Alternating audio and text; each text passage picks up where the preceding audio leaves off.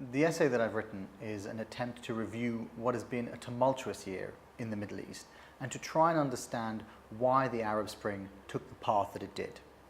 If you go back to January, Tunisian President Ben Ali had been in power for 23 years and nobody expected him to go. And then, barely a month later, Hosni Mubarak left.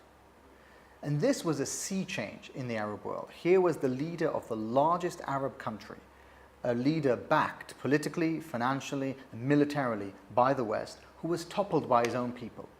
And it signaled that perhaps the whole Middle East could change, that the contract that had kept the Middle East stagnant for so long was about to change. So within days of Mubarak stepping down, you see protests erupt all across the region, in Algeria, in Yemen, in Palestine, in Libya. Everywhere, people felt that there was a momentum, that the first two dictators had been toppled, and perhaps the others would be toppled as well.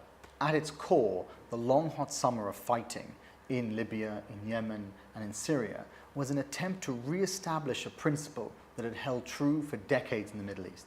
And that principle was that the people would back down in the face of force.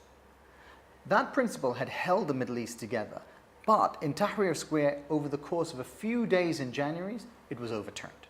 What happened was that the army declared a curfew and the people stayed. And the protesters were attacked and they stayed, and more flooded into Tahrir. Millions of Yemenis came out to the streets even though they were shot to death.